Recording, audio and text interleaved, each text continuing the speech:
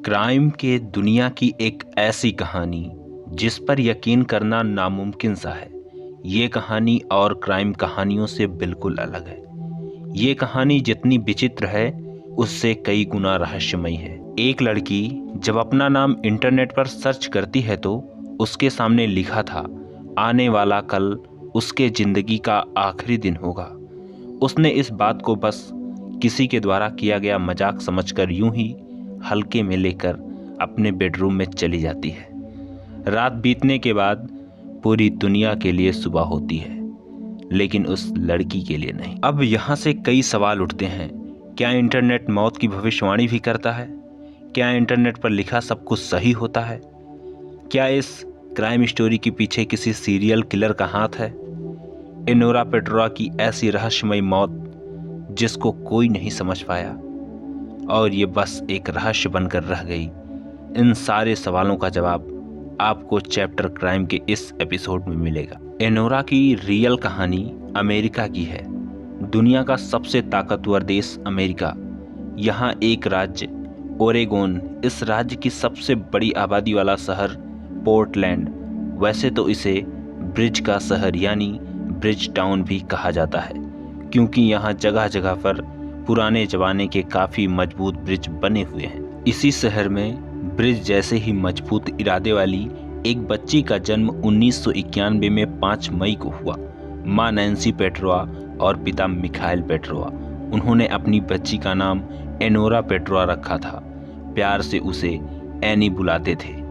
बचपन से ही एनी को आइस स्केटिंग का जुनून था और ये जुनून उसकी उम्र से कई गुना ज़्यादा था, जिस वजह से कम उम्र में ही वो इस खेल में बादशाहत हासिल कर ली थी। जिस टूर्नामेंट में हिस्सा लिया उसी की विजेता बन जाती। अब वक्त के साथ एनोरा बड़ी हो रही थी। उसकी उम्र 13 साल हो चुकी थी और अब उसके सामने एक बड़ी चुनौती थी। अमेरिका के राज्य ओरेगोन में होने वाली मशहूर क्लासिक चैंपियनशिप, जिसे जीतने के लिए उसने भरपूर मेहनत की और उत्साह भी भरपूर। हारने जैसा कुछ भी नहीं था सिवाय जीत के।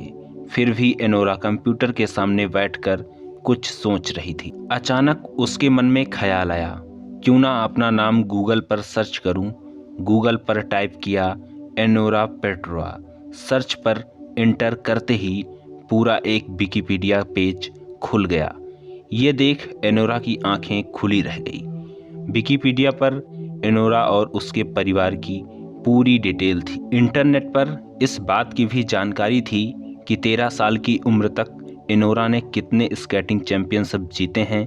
ये देखकर उसे काफ़ी खुशी मिली, लेकिन अगले ही पल उसकी आंखें फिर से खुली की खुली रह गई जब उसने विकिपीडिया पेज पर पढ़ा कि एनोरा क्रिस्टल क्लासिक चैंपियनशिप भी जीत चुकी है। इसमें हैरानी की बात इसलिए थी कि ये चैंपियनशिप अभी तक हुई ही नहीं थी। जब वो इंटरनेट पर ये सब देख रही थी तो उसके अगले दिन ही चैंपियनशिप होने वाली थी। यानी जो चैंपियनशिप हुई ही नहीं, उसकी विजेता उसे पहले ही कैसे घोषित कर दिया गया। अगले ही पल उसने सोचा कि शायद किसी ने मेरा हौसला बढ़ाने के लिए विकिपीडिया पर ऐसा अपडेट कर दिया है। फिर ख्याल आया कि कहीं मेरे पापा ने तो ऐसा नहीं किया। फिर वो तुरंत पापा के पास पूछने के लिए जाती है। एनी के सवाल सुनकर उसके पापा भी हैरान हो गए। उन्होंने ऐसे किसी तरह का कोई ऑनलाइन अपडेट करने से इनकार कर दिया। फिर एनी ने कई बार पूछा, लेकिन हर बार एनी के पिता मिखाइल पेट्रोआ ने मना किया। खैर, एनी भी उनकी बात मान ली और मन ही मन खुश भी हुई कि कोई उसका प्रशंसक ही ऐसा कर रहा होगा। ये सोचकर वो अगले दिन होने वाली चैंपियनशिप की तैयारी में जुट गई। अगले दिन वो चैंपियनशिप जीत गई। ये काफ़ी प्रतिष्ठित चैंपियनशिप थी, इसलिए जीत से उसका हौसला 7वें आसमान पर पहुंच गया था। परिवार में खुशी का माहौल था। यही वजह थी कि पिता ने वेस्ट स्केटिंग कोच सर जेई को एनी को ट्रेनिंग देने के लिए हायर कर लिया। अब एनोरा पहले से बेहतर कोचिंग लेकर आइस स्केटिंग में आगे बढ़ रही थी। अब उसकी निगाह ओलंपिक पर थी। आइस स्केटिंग में वो पूरी दुनिया में बादशाहत बनाने की सोच रखती थी, लेकिन कई बार उसके कदम विकिपीडिया पेज पर आकर रुक जाते थे। वो फिर से विकिपीडिया पेज चेक करती थी कि आखिर उसके बारे में क्या नया अपडेट हुआ है। वो चाहती थी कि विकिपीडिया पेज पर अगर उसे ओलंपिक विजेता लिख दिया जाए तो यकीनन वो भविष्यवाणी भी सच साबित हो जाएगी। इसी का वो इंतजार करती थी, लेकिन अब ऐसा नहीं हुआ तो उसने खुद ही अपना विकिपीडिया अकाउंट बना लिया। इस अकाउंट में लॉगिन कर वो एनोरा पेट्रोवा के विकिपीडिया पेज पर ओलंपिक विजेता की डिटेल अपडेट करने लगी, लेकिन ये डिटेल कभी अपडेट नहीं हो सकी। उससे एनोरा निराश होने लगी थी। इस निराशा की वजह वो अपनी दोस्त और आइस स्केटिंग की सबसे करीबी कंपटीटर खिलाड़ी ब्री को मानती थी। स्केटिंग में हमेशा ब्री और एनोरा में रोमांचक मुकाबले होते थे। एक बार एनोरा की वजह से ब्री को काफ़ी चोट लग गई थी, जिसके बाद कंपटीशन से एनोरा को बाहर कर दिया गया था। इसके साथ ही एनोरा के कोच यानी सर्जेई को भी बैन कर दिया गया था। ये देखकर एनोरा को ये लगने लगा था कि कहीं ब्री ही विकिपीडिया पर ओलंपिक विनर को अपडेट होने से तो नहीं रोक रही है। इन्हीं बातों में वो उलझी हुई थी, तभी उसने विकिपीडिया पर एक अपडेट देखा। उसमें लिखा था एनोरा अनाथ हो चुकी है। उसके माता पिता की एक भयानक दुर्घटना में मौत हो गई। विकिपीडिया पर यह अपडेट पढ़कर वो चौंक गई। ऐसा दावा किया जाता है कि एनोरा ने तुरंत अपने माता पिता को कॉल की, लेकिन उनकी बात नहीं हो सकी।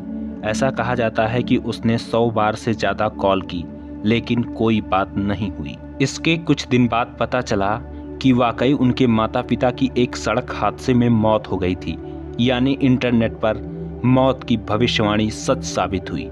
ये जानकर वाकई कोई भी सदमे में जा सकता है। एनी के साथ भी ऐसा ही हुआ। वो डिप्रेशन में चली गई। उसे किसी स्विस हॉस्पिटल में भर्ती कराया जाता है। वहाँ उसकी काउंसलिंग होती है। मजबूत इरादों वाली एनोरा एक बार फिर से अपनी जिंदगी की मुश्किलों से जंग जीतने लगती है और फिर धीरे धीरे नॉर्मल प्रैक्टिस शुरू करती है। उम्मीद फिर से चैंपियन बनने की जगती है, इसलिए वो पीछे मुड़कर फिर से नहीं देखना चाहती थी। वो नहीं चाहती थी कि फिर से अपना नाम गूगल पर सर्च करूं। इस तरह एक लंबा वक्त गुजर जाता है, लेकिन मन में हमेशा ये रहता है कि आखिर वो कौन है जो विकिपीडिया पर ये अपडेट करता है। कौन है जिसे मेरे भविष्य के बारे में ऐसी सटीक जानकारी है। वो कौन है जो हमारी जिंदगी में परछाई की तरह है। इसी जद्दोजहद में एनोरा विकिपीडिया ऑफिशियल से भी संपर्क करती है। एनोरा पेट्रोवा पेज को अपडेट करने वाले की डिटेल मांगती है, लेकिन कोई जानकारी नहीं मिलती है। इन्हीं उलझनों के बीच एक दिन ऐसा आता है जब वो फिर से गूगल पर अपना नाम सर्च करती है। उत्सुकता होती है कि आखिर विकिपीडिया पेज पर अब तो कोई अपडेट नहीं है। कई बार रुक जाती है, फिर हिम्मत जुटाती है, फिर रुकती है, कहीं फिर से कोई अनहोनी ना हो जाए। इसी उलझन में आखिरकार उसकी वो विकिपीडिया पेज ओपन हो जाती है। फिर जो वो देखती है और पढ़ती है, उसे देखकर वो सन्न रह जाती है। उसमें लिखा था एनोरा पेट्रोवा का जन्म 5 मई को हुआ था और 24 अक्टूबर 2010 को उसकी मौत हो गई। वो एक अमेरिकी जूनियर फिंगर स्केटिंग विजेता थी। अनाथ और अकेलेपन के कारण उसकी मौत हो गई। ये अपडेट पढ़ने के बाद एनोरा फिर से डिप्रेशन में चली जाती है कि आखिर उसकी मौत की तारीख तय करने वाला कौन है। क्या वो वाकई अकेलेपन के कारण मर जाएगी? ये सोचते हुए वे कंप्यूटर के सामने से हटती ही नहीं है। शक की वजह से अपनी फ्रेंड ब्री को ईमेल भी टाइप करती है, लेकिन उलझन में उसे भेज नहीं पाती है। आखिरकार कई दिनों तक वो घर से बाहर नहीं निकलती है। इस पर पड़ोसी पुलिस को सूचना देते हैं। पुलिस घर में दाखिल होती है तो वहाँ का नज़ारा देख हैरान हो जाती है।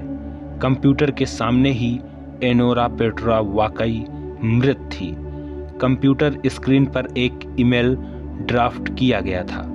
उसे ब्री को भेजा जाना था, लेकिन सेंड नहीं किया गया था। ये सब कुछ देखकर वाकई लगता है कि एनोरा पेट्रा की जिंदगी की रिमोट किसी और के हाथ में थी। वो तो बस उसके इशारे का इंतजार करती थी। क्या वाकई में एनोरा पेट्रा के साथ ऐसी कोई घटना हुई भी थी? इसके कई दावे किए जाते हैं। विकिपीडिया पर ऐसी कोई जानकारी होने की पुष्टि नहीं मिलती है। ऐसे में हो सकता है कि एनोरा किसी मानसिक विकार से पीड़ित हो, या फिर कहीं ऐसा तो नहीं कि ओलंपिक में जीत हासिल करने को लेकर वो इतनी चिंतित हो गई थी और कल्पनाओं में जीने लगी थी, या फिर उसके साथ कुछ ऐसी अप्रकृति घटना हो रही थी जिसे दूसरा कोई सामान्य आंखों से नहीं देख सकता था। इस तरह के तमाम दावे एनोरा की जिंदगी को लेकर किए जाते हैं, लेकिन आखिर क्या सच है क्या झूठ, इस बात की कोई पुष्टि नहीं हो सकी है। इसलिए इसे दुनिया की सबसे खास क्राइम मिस्ट्री में से एक माना जाता है।